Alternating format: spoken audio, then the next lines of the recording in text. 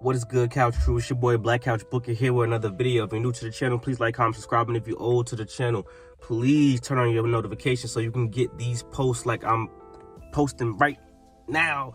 Sorry, y'all, it's fucking early. It's like 7 in the morning, bro, but I gotta get this workout in type shit, and I gotta push out this content. As always, Logan, Celsius, and the email, but I'm just manifesting, my bad. This shit good. What flavor is this? Mandarin Marshmallow Edition. It's a good flavor, y'all. But anyway, man, we're here to talk about Bad Blood. Pleasant surprise. And if you didn't check out the all-time pro wrestling fantasy draft stream, it is on my channel. Go to the live section of my channel. You can see that. They're not pushing it for some reason. I got yellow marked, but y'all don't care about that. Anyway, we're here to talk about Bad Blood, so let me get right into it, man. You know, like I said, pleasantly surprised. A lot happened. But you know what? Triple H did show that, you know, he's ready to take risks. I said Triple H was doing a lot of safe booking, except for certain like situations with passing off titles, and that's the shit that I like. I like surprises. I like shock value. I like things randomly happen. This is wrestling. It's cinema. It's drama. It's a soap opera. It's poetry, emotion. You know, y'all know how passionate I am about the product and things of that nature. So once Triple H really had all those surprises for yesterday, I was like, oh my goodness, this is a lot to deal with. This is a lot to handle. But I was definitely down for it. And I was definitely here for it. So let me start off. I'm gonna try to go in order. I'm probably not gonna go in order. Y'all know how I get down. Drew McIntyre versus CM Punk. Great match. Great opener. I wanted it to be the main event, but now I know why it wasn't the main event. Good call, Triple H. It was a great match overall. I hope, guys, I hope you're okay. I hope it wasn't too violent for you. I hope it wasn't too much blood for you. I'm being petty because, you know, a lot of fans, the WWE fans, saying that the Swerve versus Hangman match is too violent, but I mean, the CM Punk versus Drew McIntyre is a lot of blood, a lot of tools and shit. I mean, is that not violent as well? But that's a story for another day. Y'all don't care about that. Great match, though. Great match indeed. Definitely a good opener, a good way to set the tone. Where do we go from here is a great question. Like I said, I think Seth versus CM Punk is the WrestleMania match to make. It's a great rivalry, great feud ever since CM Punk came back last Survivor Series. So that's what I'm looking forward to the most. They might still get it in though. I could see Drew attacking CM Punk one more time, and I would love to see AJ Lee involved, if not just making an appearance, you know, something. So we can keep going. Long-term storyteller at his finest. Even if CM Punk tries to move on, maybe Drew McIntyre cost him a title shot or something like that. You never know, man. I'm not mad at it. You know, I'm actually cool with it. And it's been confirmed with the Nia Jax versus Bayley match. It's basically confirmed that Tiffany Stratton is definitely going to cash in on Nia Jax. Like I said, I really wanted her to at least tease cashing in on Liv Morgan and Rhea. But the way that the story is going, it's apparent and it's clear to see that it's going to happen. But I'm happy that it didn't happen last night because we need more segments. We need more, like, getting into it. And I hope you're still watching this video. I hope you ain't click off yet because what I'm about to say is I'm about to cook. I really think that Nia Jax has a lot of range, and I really think that they could go for something better with how she is interacting with Tiffany Stratton. It's straight intimidation. I wanted them to do something like what Roman Reigns was doing with Jey Uso and Jimmy Uso. Not straight intimidation, but manipulation. Like, Jey, Jimmy, I love you. Why are you doing this to me? Why don't you listen to me? I want you to be the best you can be. I'm putting you in these situations to elevate you. I want you to be the next tribal chief. I don't want to hurt you. Like, I want them to do something like that. What they're doing with Tiffany Stratton is straight intimidation. Obviously, we feel sympathy and things like that. So when she cashes in, she's going to basically turn to a baby face. But if they did something like manipulation, it would be good for Nia Jax's character and it would help the run. The match itself was cool. You know, it's what I expect from a Bayley and Nia Jax match. You know, decent spots, decent things going on. That Hurricane Rana, people are talking shit about Nia Jax Hurricane Rana. She's big. Like, she's not gonna fucking do a Hurricane Rana like Zelina Vega or anybody else. Like, obviously it wasn't executed the best, but it was cool to see. Some spots, even Michael Cole was confused, like, wait, did Nia Jax do that or did Bayley do that? Which is fine. It was a cool match. It was cool for what it's worth. Obviously the best thing to watch was, you know, Tiffany teasing the cash in. But I mean, honestly, man, keep going. Let it last a little bit longer.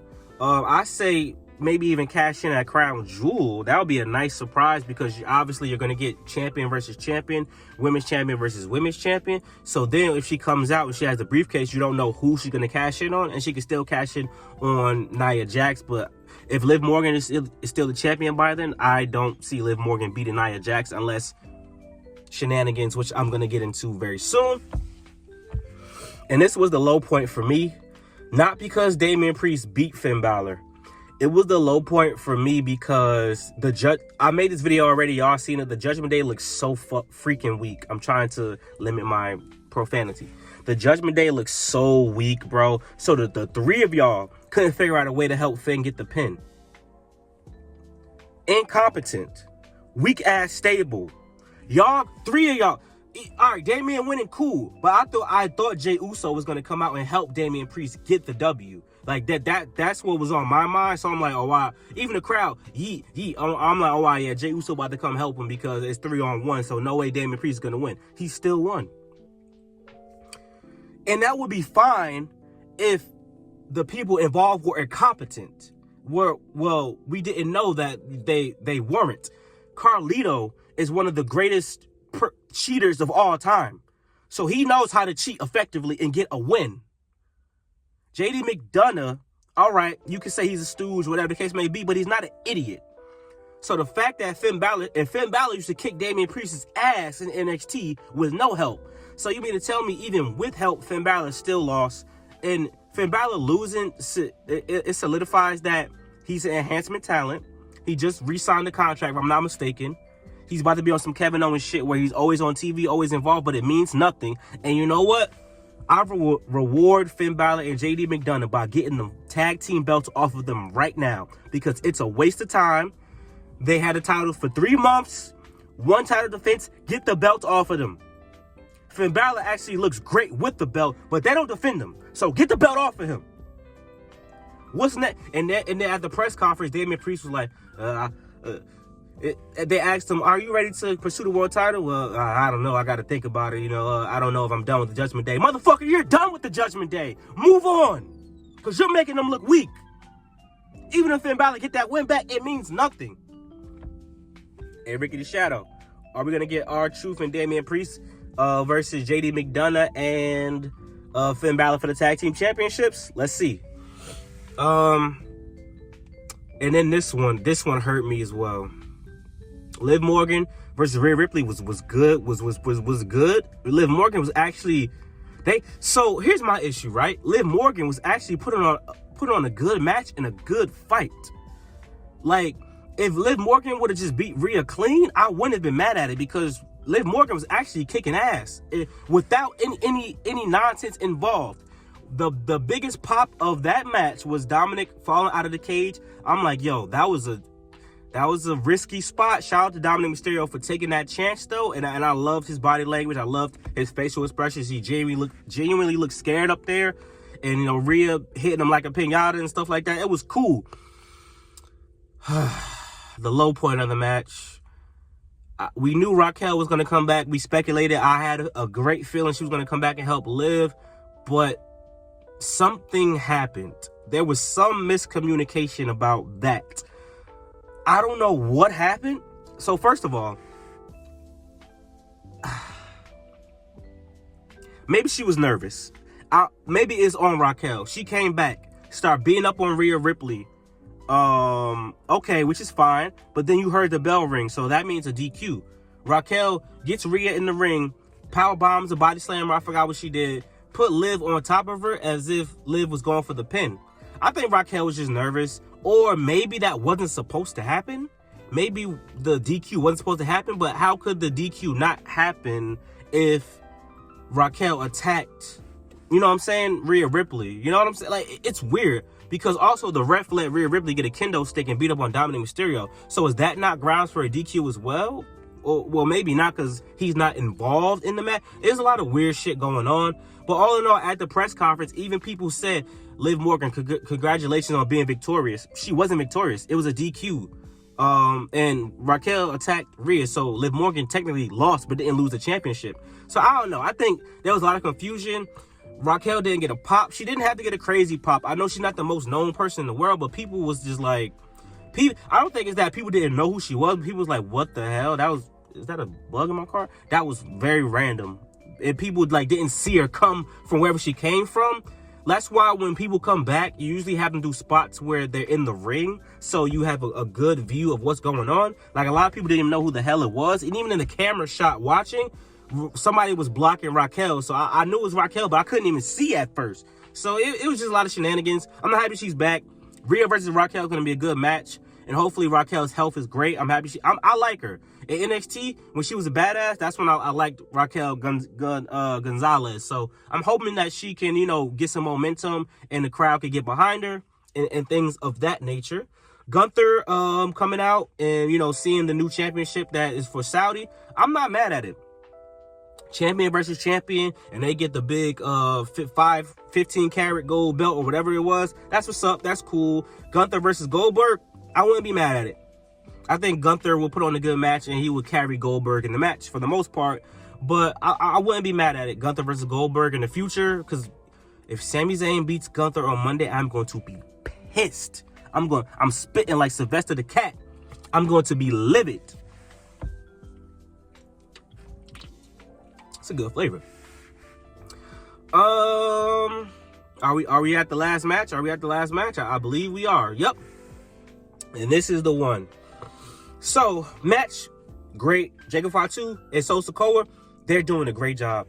You cannot be mad at that, bro. Great entrances by Roman Reigns and Cody Rhodes. They botched Cody Rhodes' music, which is, I hate when stupid shit happens, but it's fine. Not the band, the actual music after the band, they fucked it up. But that's fine. But Solo Sikoa and Jacob Fatu, man, I like the new Bloodline, man. They're actually doing good work, and the Tongas, for all it's worth, at least they defend their damn belts. So I could never hate on that. Real tag team champions. At least they defend the belts. I'm not mad at it, bro. My thing is, right? It's the subtle things that I like. When all the Bloodline members do this, while they're wrestling, they could talk and you can hear what they're saying. When Solo Sikoa said to Roman Reigns, you lied to me. You told me I was the next tribal chief. You lied to me. I knew then and there Jimmy Uso was coming back, because essentially Jimmy Uso tried to take that role of being the next tribal chief when Roman Reigns was out after WrestleMania. He was doing this to Paul Heyman, telling him to give me the mic. He was doing all the talking. He was doing all the moves, telling Solo Sikoa not to do shit. And Solo Sikoa was like, hey, bro, you're not the next tribal chief. So that's why Solo Sikoa betrayed Jimmy Uso, betrayed the Wiseman, and he became his own version of the tribal chief because Roman Reigns promised him that he was next. It's a great story. It's a great story. It's just taking over everything on SmackDown. That's my only issue, but I like it.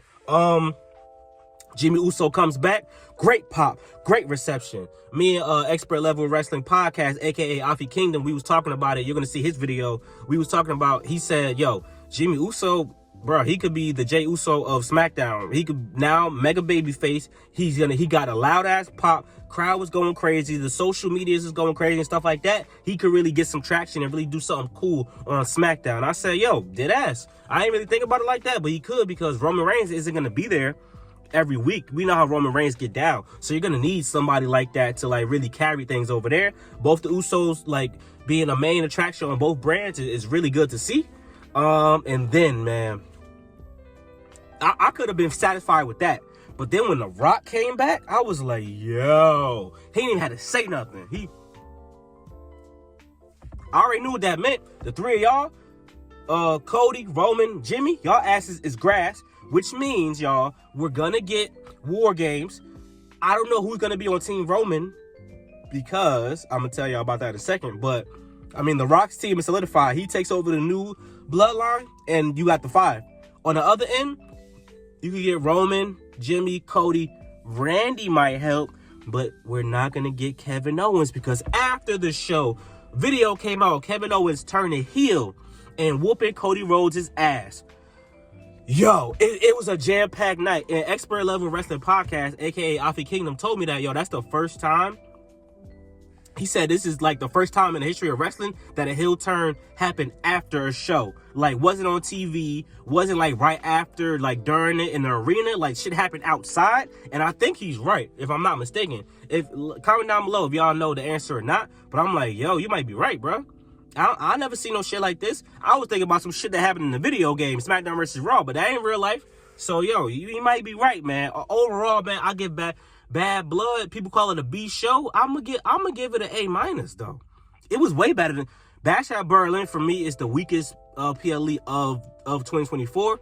Bad Blood was pretty damn good. Maybe it could really elevate to a big time show. And oh yeah, by the way, Hell in a Cell wasn't red, so that's always a great thing. I had a good time watching. I had a good time with the stream before the show, man. Thank you guys for love and support as always. Hope y'all appreciate this drop today. Thank you for showing love to the video that I dropped yesterday, which also wasn't on schedule. But if y'all show up for me, I'll show up for y'all. I'm dropping, giving y'all good content, and I got a video coming out tomorrow. So I hope this video gets a lot of love. Thank you for the love and support as always, man. Bad Blood was great. I'm looking forward to see what happens at War Games. And y'all ain't had to boo Triple H when he talked about Crown Jewel. Y'all ain't had to do that. Y'all just being petty. Y'all some petty ass. Thank y'all for love and support as always, man. I'll talk to y'all later, man. Peace out. It's cold outside.